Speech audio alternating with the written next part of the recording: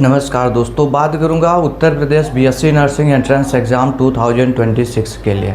Government medical college, private medical college में सब में एडमिशन आपका ABVMU के ज़रिए होता है। अटल बिहारी वाजपेयी मेडिकल यूनिवर्सिटी उत्तर प्रदेश लखनऊ के माध्यम से होता है।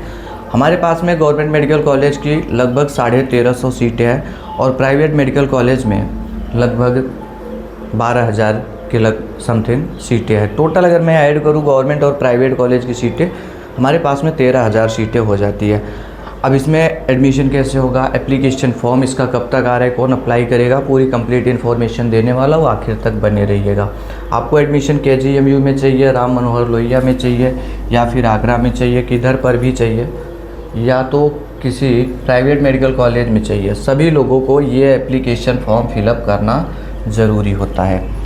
ये नोटिफिकेशन है, इसको डाउनलोड हो जाने दीजिए, उसके बाद में आपको अपडेट करते फॉर्म के रिगार्डिंग भी बताऊंगा कब तक आने वाले हैं। यहाँ आप इस नोटिस में देख रहे होंगे प्रीवियस ईयर जो फॉर्म रिलीज़ किया गया वो 24 मार्च की डेट में रिलीज़ किया गया UPC नेट का, और 26 अप्रैल तक लोगों ने फिलअप किया। फिर जा करके एंट्रेंस एग्ज़ाम हो गया इनका 21 मई को। तो इस बार क्या रहेगा, क्या एप्लीकेशन फॉर्म इसी रेंज में आने वाले, तो दोस्तों थोड़ा सा लेट जा सकता है आपका एप्लीकेशन फॉर्म।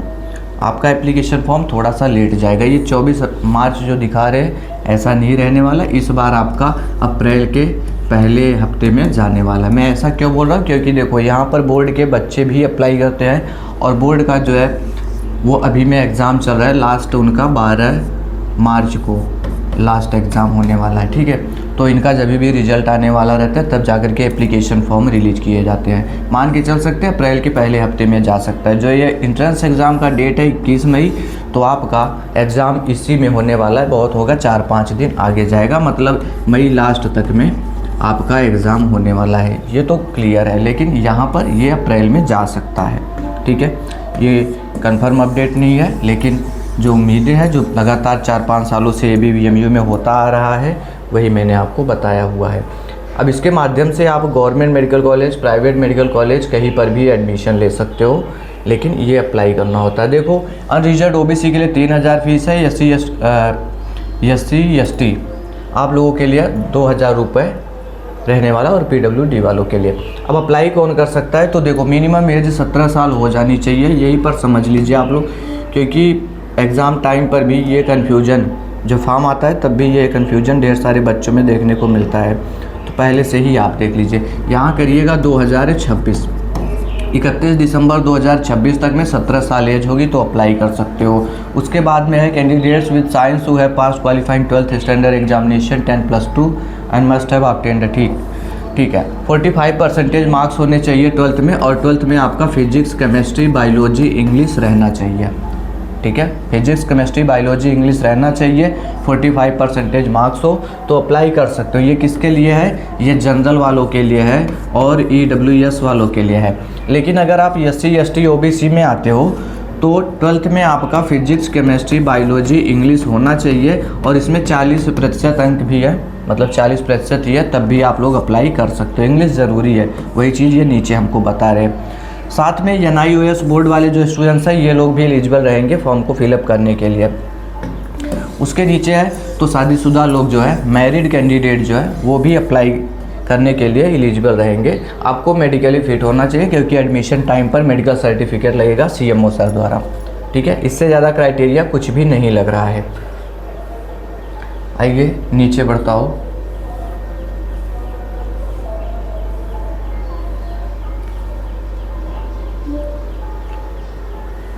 मैंने बोला मई लास्ट तक में आपका भी एग्ज़ाम होने वाला। अभी देखो इधर पे अभी 2025 में ये पैटर्न चेंज हुआ। 26 में 200 क्वेश्चन आते थे, लेकिन 25 से इसको 120 क्वेश्चन कर दिया गया, जिसमें हमारा physics, chemistry, biology, nursing aptitude और इंग्लिश इतने सेक्शन पूछे जाते हैं।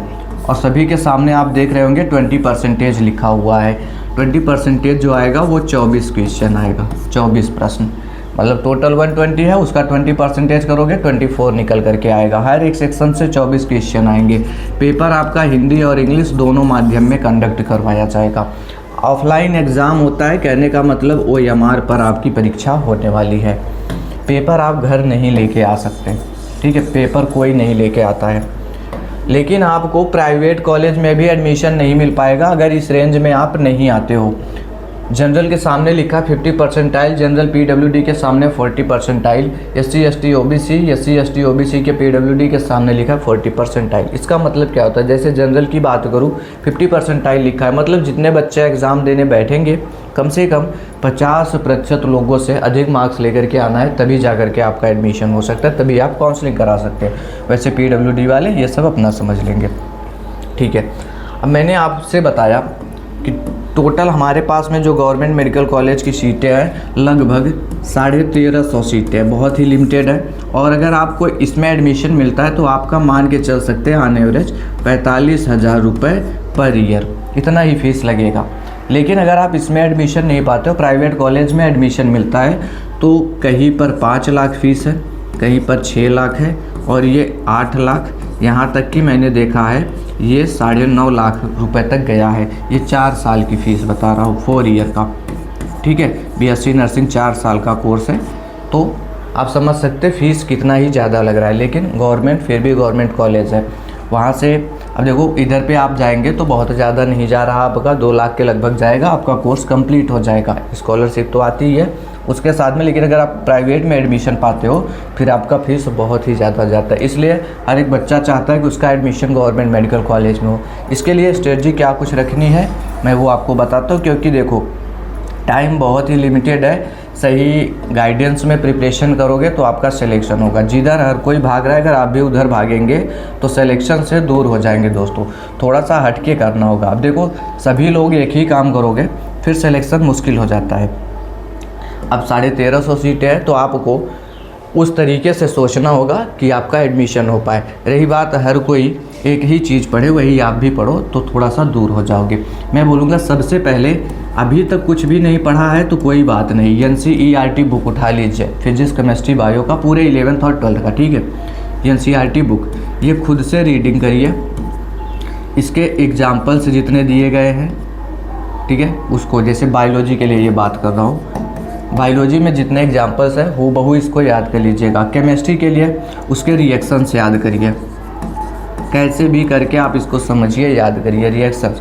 फिजिक्स की बात करता हूँ तो जितने न्यूमेरिकल्स डायरेक्ट से दिए गए हैं NCERT बुक में उसके छपने के चांसेस ज़्यादा होते हैं। न्यूमेरिकल्स और फार्मूला जितने हैं सभी फार्मूला याद कर लीजिए, इसमें आपका रिएक्शन और फार्मूला, ठीक है। फिजिक्स केमिस्ट्री बायोलॉजी के लिए इतना करिए। इंग्लिश जो है 10th लेवल पर बेसिक ग्रामर पढ़िए, 12th लेवल बोलते हैं ये, लेकिन मैं बोलूँगा आप 10th भी पढ़ के जाएंगे तो आप वहाँ पर 18, 19 प्रश्न, 20 प्रश्न बिल्कुल ईजिली कर पाएंगे। पेपर बहुत ही मतलब ईजी आता है, ठीक है।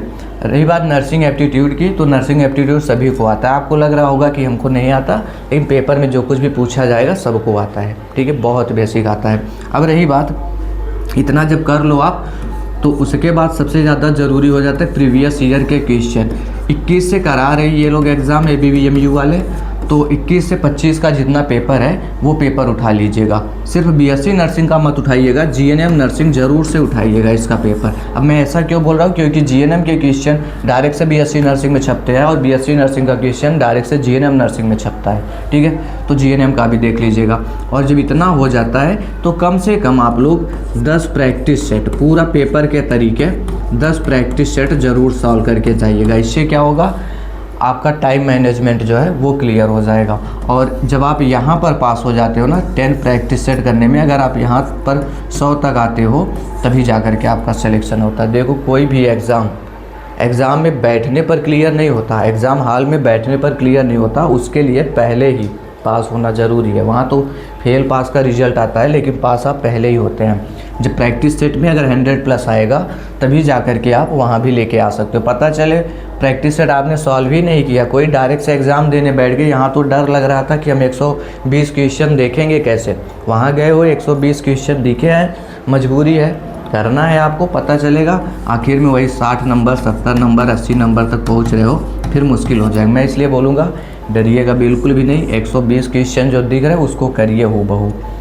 और इससे क्या होगा, आपका टाइम मैनेजमेंट ठीक रहेगा। अब रही बात सब कुछ चीज़ों के लिए आपको भटकना ना पड़े, ये सभी चीज़ें मैंने एक जगह पर आपको दिया है। आप मेरा एप्लीकेशन डाउनलोड करिएगा, मोबाइल एप्लीकेशन, लिंक डिस्क्रिप्शन में मिलेगा, एग्ज़ाम मेरी जान के नाम से है।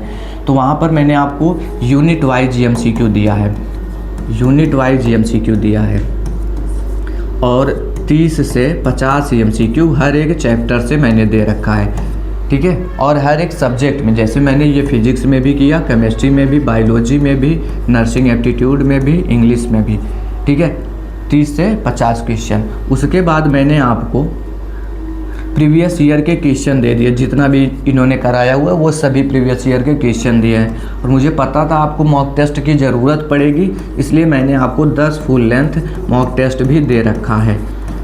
हिंदी इंग्लिश दोनों लैंग्वेज में दिया है, जिससे यूपी बोर्ड वाले, CBSE बोर्ड वाले हर कोई इसको ईजिली पढ़ पाए, ठीक है। अब इतनी चीज़ें आप अगर कर लेते हैं, मान के चलिए एग्ज़ाम में आपके 85 to 90% क्वेश्चन आप देखेंगे इसी नोट से घूमते हुए नज़र आएंगे। हर बार से क्वेश्चन छपते हैं, इस बार भी क्वेश्चन छपेंगे। रही बात अननेसेसरी चीज़ें, तो ये क्लास में कराई जाती है, अननेसेसरी चीज़ें आपको नोट्स में नहीं दी जाती। अभी मुझे ही आपका कोर्स, ये 1 महीने 1.5 महीने का कोर्स है, अगर मैं इसको साल भर में पूरा करूँगा तो आप भी समझ सकते हैं कि मैं आपको अननेसेसरी चीज़ें पढ़ाऊँगा, क्योंकि टाइम पास का ज़रिया तो हमको भी चाहिए, ठीक है, बैचेज में। लेकिन यहाँ पर ऐसा कुछ नहीं है, नोट्स में जो है सब कुछ जो एग्ज़ाम में आ सकता है, सिर्फ़ और सिर्फ वही चीज़ें दी गई हैं, ठीक है। तो बहुत ही बेनिफिशियल साबित होने वाला, छोटे से अमाउंट के साथ में है। आप इसको प्ले स्टोर पर पहुंचकर हमारा एप्लीकेशन डाउनलोड करके इसको परचेज कर सकते हैं, ठीक है। मिलता हूँ नेक्स्ट वीडियो में। कोई कन्फ्यूजन होगा तो ज़रूर से बताइएगा। बाकी क्लासेज के लिए टेलीग्राम भी मेरा ज्वाइन करके रखिएगा, लिंक डिस्क्रिप्शन में है। Thanks for watching this video.